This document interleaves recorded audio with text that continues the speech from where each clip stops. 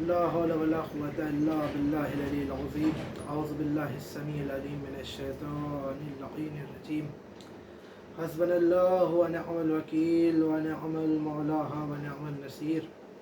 بسم الله الرحمن الرحيم. الحمد لله الذي ذكره للشرف الذاكرين وشكره فوز للشاكرين وطاعته نجاة للمتقين.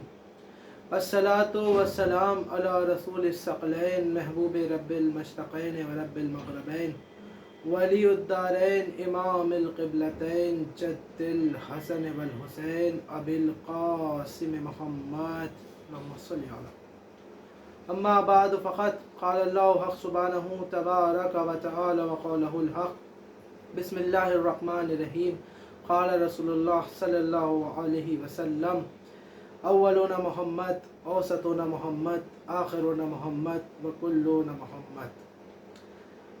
سب سے پہلے تو آپ تمام حضرات کی خدمت میں ولادت با سعادت ہمارے اور آپ کے دوسرے امام حسن مجتبیٰ علیہ الصلاۃ والسلام کی مبارکباد پیش کرتا ہوں اور شکر گزار ہوں ہمارے سمیر بھائی کا کہ وہ اس ولایت کے سفر چینل کے ذریعے سے تمام مومنین تک ہر ولادت اور ہر شہادت کے موقع پر ایک مجلس اور محفل کو منعقد کر کے پیغام اہل بیت کو ہر گھر گھر تک پہنچا رہے ہیں. عزیزان گرامی، جس قول پیغمبر کو سرنامہ عنوان قرار دیا ہے بہت ہی مشہور اور معروف قول ہے، اور ہمیں نہیں لگتا شاید ہی کوئی ایسا ہو جو اس کے معنوں سے واقف نہ ہو، ورنہ ہمارے یہاں مجلسوں اور محفلوں کے سلسلے سے ہماری قوم کے بچوں تک بہت سارے قول ایسے ہوتے ہیں کہ ان کے ترجموں کو رٹ جاتے ہیں، ایک دم یاد رہتے ہیں. رسول فرما رہے ہیں کہ میرا پہلا بھی محمد ہے، میرا دوسرا بھی محمد ہے، میرا آخری بھی محمد ہے، اور ہم کل کے کل محمد ہیں. ہمارے یہاں یہ نہیں دیکھا جاتا ہے کہ کلام کیا ہے، کہنے والا کیا کہہ رہا ہے، بلکہ یہ دیکھا جاتا ہے کہ کون کہہ رہا ہے. جتنا بلند شخصیت ہوتی ہے اتنا بلند اس کلام کی ویلیو ہوتی ہے، اس کلام کا وزن. اگر کوئی کلام کوئی بچہ کہہ رہا ہے کوئی بات تو اس کی وزن اور ہوگی، بات چاہے جتنی بڑی ہو، لیکن اگر کوئی بچہ کہہ رہا ہے تو اس کا وزن کچھ اور ہوگا، اور اگر اسی بات کو کوئی بزرگ کہہ دے تو اس کا وزن کچھ اور ہو جائے گا، اور اگر اسی بات کو رسول کہہ دیں تو وزن کچھ اور ہے. اور اس ٹائم جو یہ بات کہہ رہے ہیں وہ صرف رسول نہیں بلکہ رسولوں کے رسول کہہ رہے ہیں، پیغمبروں کے پیغمبر کہہ رہے ہیں، نبیوں کے نبی کہہ رہے ہیں کہ میرا پہلا بھی محمد ہے، میرا دوسرا بھی محمد ہے، میرا آخری بھی محمد ہے، اور ہم کل کے کل محمد ہیں. آج انہی میں سے ہمارا ذکر کرنا ہے، ہمارے اور آپ کے دوسرے محمد، ہماری امامت کی کڑی میں دوسرے امام اور تیسرے محمد کا ذکر کرنا ہے، امام حسن مجتبیٰ علیہ الصلاۃ والسلام، جن کے لیے رسول فرماتے ہیں کہ حسن منی و انا منہ، کہ حسن مجھ سے ہیں اور میں حسن سے ہوں. جس طرح سے امام حسین کے لیے فرما رہے ہیں اسی طرح سے امام حسن کے لیے بھی فرما رہے ہیں. جب امام حسن کی ولادت ہوئی ہے تو امام حسن کا نام سب سے پہلے جو رکھا جا رہا تھا وہ حمزہ رکھا جا رہا تھا، لیکن پیغمبر خدا، حکم خدا سے پیغمبر اکرم نے جناب موسیٰ کے وزیر ہارون کے دو بچے شبر و شبیر کے نام پر امام حسن کا اور امام حسین کا نام حسن و حسین رکھا. اور امام حسن اور حسین ایسے نام ہیں جو محمد مصطفیٰ صلی اللہ علیہ وسلم کے نام کی طرح محفوظ تھے، یعنی اس سے پہلے کسی کا نام بھی حسن اور حسین نہیں رکھا گیا تھا. بے حد خوبصورت تھے حسن اور حسین، نام ہی حسن سے نکلا ہے. حسن اور حسین نام ہی حسن سے نکلا ہے. بے انتہا چاہتے تھے ہمارے اور آپ کے نبی بے انتہا چاہتے تھے، اور یہ فرما رہے ہیں کہ میں حسن سے ہوں اور حسن مجھ سے ہیں، یعنی جیسے رسول ہیں ویسے امام حسن ہیں. ایسے ہی امام حسین کے لیے فرما رہے جیسے امام حسین ہے ویسے ہی رسول خدا ہے. اگر آپ تاریخ کی نگاہ میں دیکھیں تو 4 لوگ ایسے ہیں جن کے لیے رسول نے یہ فرمایا ہے کہ یہ مجھ جیسے ہیں میں ان جیسا ہوں، یہ مجھ جیسے ہیں میں ان جیسا ہوں. جس میں سب سے پہلی ذات ملتی ہے مولا کائنات حضرت علی ابن ابی طالب علیہ الصلوۃ والسلام کی، جس کے لیے فرما رہے انا والی من نور الواحد، میں اور علی ایک ہی نور کے 2 ٹکڑے ہیں، یعنی جیسا میں ویسے علی، جیسے علی ویسا میں. اس کے بعد دوسری جگہ فرما رہے بی بی فاطمہ الزہرا سلام اللہ علیہ کے لیے کہ فاطمہ تو بضعۃ منی، میں اور فاطمہ میرا جز ہے، یعنی جو صفات میرے اندر ہے وہ فاطمہ کے اندر ہے. اس کے بعد امام حسن کے لیے فرما رہے ہیں کہ امام حسن کے لیے فرما رہے ہیں کہ حسن مجھ جیسے اور میں حسن جیسا، اور اس کے بعد امام حسین کے لیے فرما رہے ہیں کہ میں حسین جیسا اور حسین مجھ جیسے۔ یعنی ایک بات تو صاف ہے کہ جیسے جیسے رسول ہے ویسے ویسے امام حسن ہے۔ یعنی جس کسی نے بھی اگر کسی کو دیکھنا ہے امام رسول کو تو وہ امام حسن کو دیکھ لے، اور اگر کسی کو دیکھنا ہے امام حسن کو تو وہ رسول خدا کو دیکھ لے۔ اب ایک بات تو صاف ہے، علم کے لحاظ سے بھی رسول کے وارث، علم کے لحاظ سے بھی رسول کے وارث، معجزات کے لحاظ سے بھی رسول کے وارث۔ ابھی رسول کا یہ فرمانا ایک طرح سے پیغام دے رہا ہے کہ جس نے مجھ کو اذیت دی اس نے حسن کو اذیت دی۔ اب جو لوگ امام حسن کے قاتلوں کو چھپا رہے ہیں وہ یہ سوچ کے نہ چھپائیں کہ امام حسن کے قاتل ہے، بلکہ یہ سوچ کے لعنتیں کریں کہ یہ امام حسن کا نہیں بلکہ رسول خدا کا بھی قاتل ہے، کیونکہ رسول فرما رہے ہیں مجھ جیسے میں ان جیسا۔ اس کے بعد رسول فرماتے ہیں کہ جس نے پروردگارہ، جب رسول امام حسن کی ولادت ہو گئی، امام حسن کے کان میں رسول نے اذان دی، ایک کان میں اقامت اور دوسرے کان میں اذان دینے کے بعد رسول فرماتے ہیں کہ اے پروردگارہ تو اس کو دوست رکھنا جو حسن کو دوست رکھے، اور فرماتے ہیں جو حسن کو دوست رکھے گا وہ مجھے اور علی کو دوست رکھے گا، اور جو مجھے اور علی کو دوست رکھے گا وہ خود بخود اللہ کا دوست بن جائے گا۔ امام حسن علیہ السلام کی زندگی میں بے انتہا معجزات اور بے انتہا واقعات ہیں، لیکن ایک واقعہ بہت ہی مشہور اور معروف واقعہ ہے امام حسن علیہ السلام کی زندگی کا، کہ امام صرف اور صرف 9 برس کے ہیں، 9 برس کے امام ہیں، اور ایک مرتبہ رسول اس دنیا سے رخصت ہو چکے ہیں، اور ایک شخص رسول کی دعوت پہ مسلمان ہوا تھا۔ ہونے کے بعد اس نے بے انتہا سونا، ہیرہ، جواہرات کی زکوٰۃ نکالی، اور اونٹوں پہ لادنے کے بعد چند سوالات اس اپنے غلام کو دیے اور کہا کہ یہ جاؤ اور رسول کے حوالے یہ سوال کرنا، رسول ان سوالوں کے جواب دے دیں گے، اور اس کے بعد یہ زکوٰۃ رسول کے حوالے کر دینا۔ یہ پہنچا اور رسول کو ڈھونڈتے ہوئے جب پہنچا تو پتہ چلا کہ رسول اس دنیا سے رخصت ہو چکے ہیں۔ تو اس نے پوچھا کہ اگر رسول چلے گئے ہیں تو اپنی جگہ پر کسی نہ کسی کو تو بٹھا گئے ہوں گے، کوئی نہ کوئی ایسا تو ہوگا جو میرے سوالات کا جواب دے دے۔ تو لوگوں نے کہا کہ ہاں رسول کی جگہ پر فلاں صاحب بیٹھے ہوئے۔ ان کو دربار میں لے جایا گیا، سجا ہوا دربار تھا، انہی نے پورا اپنا بتایا کہ میں فلاں جگہ سے آیا ہوں، میرے آقا نے مجھ کو یہ اتنی زکوٰۃ دی ہے، اور کہا ہے کہ جو ان سوالوں کے جواب دے دے، میں 6 سوال لایا ہوں، ایک سوال کے 3 حصے پہلے سوال کے اور 5 سوال ہیں، جو ان سوالوں کے جواب دے دے گا میں اس کو یہ زکوٰۃ دے دوں گا۔ اس نے سوال کو دیا، کہا اچھا پوچھو سوال کیا ہے۔ اس نے پہلا سوال بتایا، کہا یہ پہلا سوال تھوڑا مشکل ہے، ایسا کرو دوسرا سوال پوچھو۔ دوسرا پوچھا، کہا دوسرا تو اس سے بھی زیادہ مشکل ہے، تیسرا پوچھو۔ پھر آخر میں جب یہ کسی سوالوں کا جواب نہ دے پایا تو اس نے کہا کہ تم کو زکوٰۃ دینی ہے تو زکوٰۃ دے دو، یہ سوالوں کا کیا باندھ رکھا ہے، یہ سوال پوچھو گے تب زکوٰۃ دو گے۔ کہا بھائی آپ کو لڑنا ہے تو اس سے لڑیے جس نے زکوٰۃ بھیجی ہے، میں تو غلام ہوں، میرے اوپر کیوں غصہ آ رہا ہے؟ آپ کے پاس کوئی ایسا ہو جو جواب دے دے تو آپ اس سے بات کرا دیجئے، وہ جواب دے دے، میں اس کو زکوٰۃ دے دوں۔ تو اس نے کہا ایسا ہے کہ آپ میرے دوست کے پاس چلے جائیے۔ لوگوں نے کہا دوست کے پاس جب آپ کو سوال نہیں آ رہے تو دوست کیا کرے گا؟ کہا نہیں وہ مجھ سے زیادہ غصے میں مجھ سے زیادہ ہے تو وہ میرے سارے بدلے اتار لے گا ان سے۔ یہ پہنچے، انہوں نے ان کے حوالے کرے، انہوں نے کہا جب اس کو سوال نہیں آ رہے تھے تو میرے پاس کیوں بھیج دیا؟ ان کو یہ کہہ کے باہر نکال دیا گیا۔ اب یہ معاذ اللہ اسلام کو برا کہنے لگے کہ یہ دینی جھوٹا ہے، اس کے مجھے تو لگتا ہے کہ رسول بھی اس کے ایسے ہی ہوں گے، ان کو بھی نہیں آتا ہو، کوئی سوالوں کے جواب نہیں جانتا ہے۔ جیسے ہی اس نے دین کی توہین کرنا شروع کی تو سلمان فارسی یہ بات سن رہے تھے۔ انہوں نے سننے کے بعد کہا کہ خبردار دین کی توہین نہ کرنا، تم نے خط تو صحیح لکھا ہے لیکن ایڈریس غلط ڈال دیا ہے، تم غلط دروازے پہ پہنچ گئے، اور تم کو میرے ساتھ چلو، میں تم کو سوالات کے جواب دوں گا۔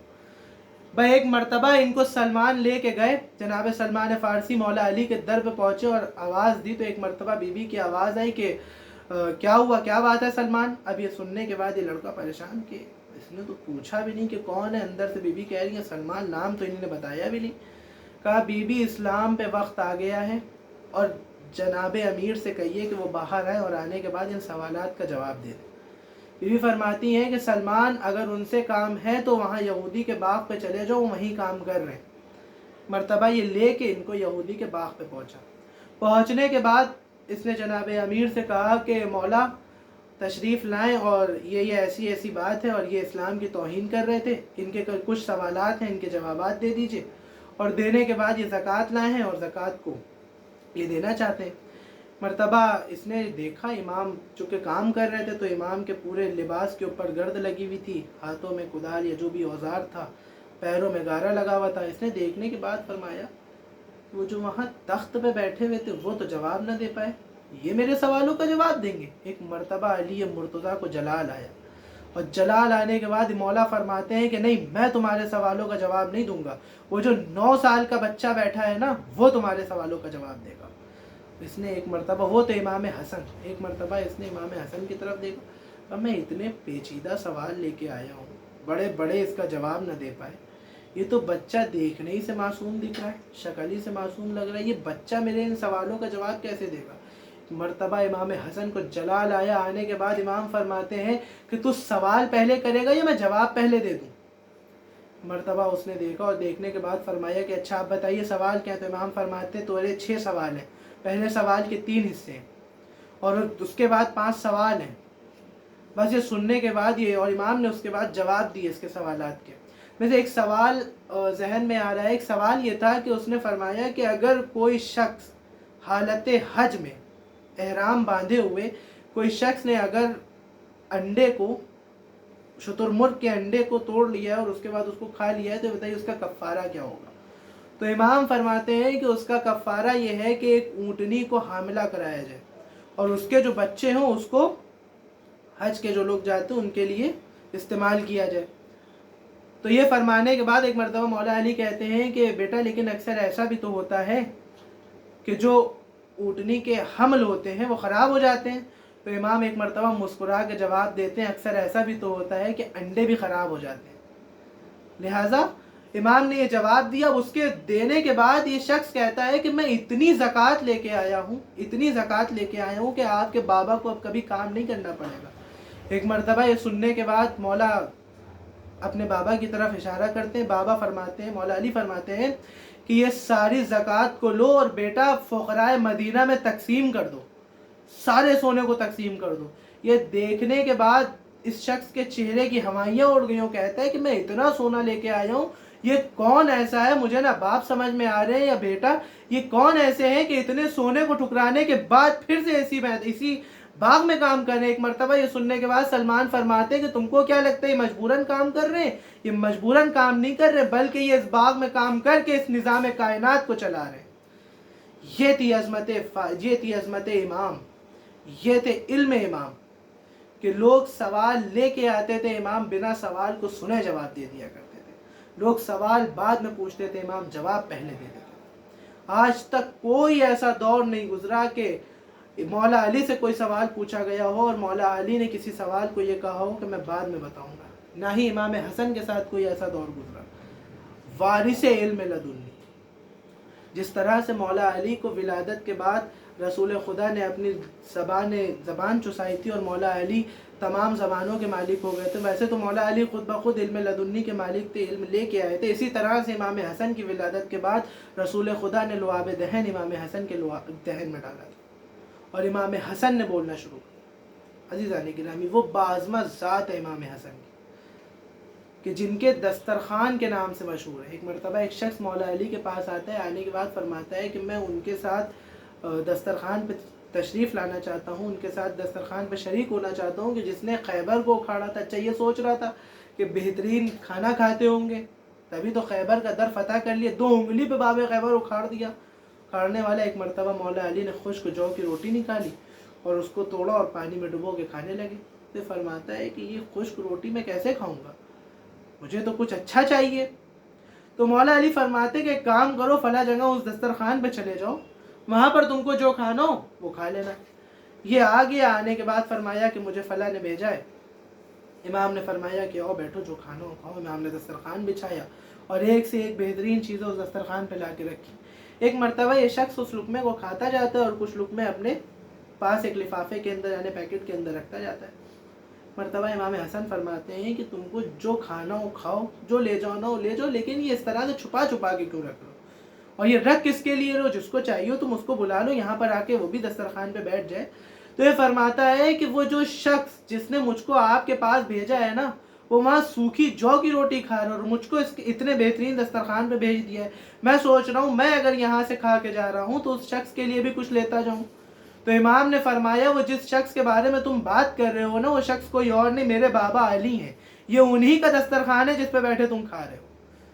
امام حسن ایسے تو پورے بنی ہاشم میں پورے جتنے بھی لوگ تھے سب سخی تھے، لیکن سب سے زیادہ سخاوت والے امام حسن تھے۔ امام حسن وہ تھے کہ سب سے زیادہ سخی تھے، ایسے تو سب سخی تھے، پیغمبر اسلام بھی سخی تھے، مولا کائنات بھی، لیکن روایات میں وارد ہوتا ہے کہ ان سب میں سب سے زیادہ سخی جو تھے امام حسن تھے۔